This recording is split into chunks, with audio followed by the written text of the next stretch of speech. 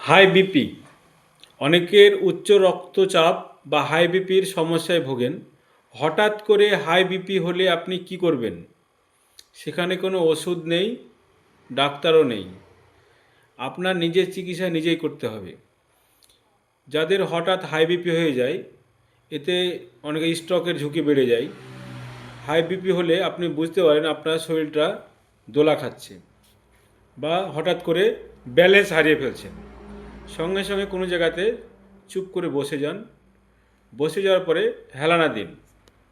তারপরে আপনার নিজে নিজেই এই দুই আঙুলের মধ্যস্থলে এখানে একটা মাংসপিণ্ড আছে, এখানে জোরে জোরে চাপ দিন। আপনি যখন এইখানে চাপ দেবেন, যদি আপনার ব্যথা অনুভূত হয় তাহলে বুঝবেন যে আমার শরীরে ব্লাড সঞ্চালন পুরোপুরি ক্লিয়ার হচ্ছে না। তো এই প্রেসার পয়েন্টটা যখন আপনি দেবেন, তখন কিন্তু আস্তে আস্তে আপনার রক্ত সংবহন ক্ষমতা কিন্তু আস্তে আস্তে বেড়ে যাবে এবং হার্ট থেকেও কিন্তু এটা ক্লিয়ার করবে। এটা আপনার একটা শরীরের একটা পয়েন্ট।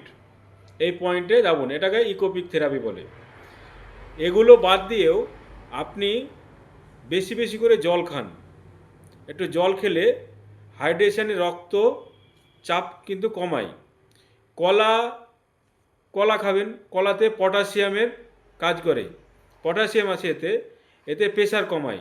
লেবু পানি এতে রক্তনালী শিথিল করে। রসুন আপনি জরুরি অবস্থায় 2 কোয়া রসুন খেতে পারেন, এতে খুব কার্যকারী। দইয়ে ক্যালসিয়ামে প্রেশারকে শান্ত রাখে।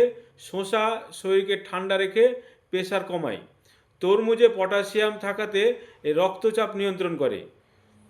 এবং নারকেল বা নারকেলের জল যদি আপনি খান, এতে ইলেকট্রোলাইট ব্যালেন্স আপনার দ্রুত তাড়াতাড়ি কমায়। আপনার ওটস বা মুড়ি এগুলো যদি খান, এটা লাইট ফাইবার বলা হয়, এটাকে প্রেশারকে স্থির রাখে। এবং যদি পারেন 2 টুকরো ডার্ক চকলেট, এটা খেলে কিন্তু প্রেশার অনেক নিয়ন্ত্রণে আসবে। এই প্রেশার নিয়ন্ত্রণের যে পদ্ধতিগুলো বললাম, এই খাবারগুলো খেলে কিন্তু প্রেশার নিয়ন্ত্রণে থাকবে। এর সঙ্গে আপনি প্রতিদিন সকালবেলায় খালি পেটে প্রেশার কমার জন্য সবচেয়ে উত্তম জিনিস হচ্ছে আপনার সজিনা, যাকে মোরিঙ্গা বলা যায়।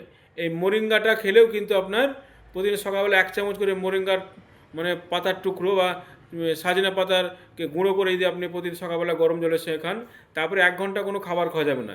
এতে কিন্তু কয়েকদিনের মধ্যে প্রেশার কিন্তু আপনার নিয়ন্ত্রণে চলে আসবে। কন্টিনিউ আপনার ওষুধ খাওয়ার প্রয়োজন নেই। কলার থোড় বা কলা গাছের ভিতরে যে সাদা টিউবলাইটের মতো থাকে, এই কলার থোড় বা ভাঁড়ল খেলে কিন্তু আপনার প্রেশার নিয়ন্ত্রণে চলে আসবে আপনার, আর প্রেশার বাড়বে না। বেশিরভাগ সময় আপনাকে নিজেকে খুশি রাখতে হবে। একটু হাসুন, ফ্রি হ্যান্ডের কিছু ব্যায়াম করুন। কিছু ব্যায়াম না পারলে, অনেকে বসে থাকেন, বয়স হয়ে গেছে, কিছু না পারলে দুটো দিয়ে হাততালি মারুন।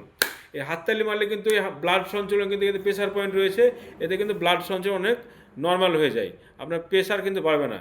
এই ভিডিওগুলো যদি আপনার ভালো লেগে থাকে, তো আপনার প্রিয়জনদের বা অন্য মানুষের স্বার্থে ভিডিওটা শেয়ার করুন এবং ফলো দিয়ে সঙ্গে থাকুন।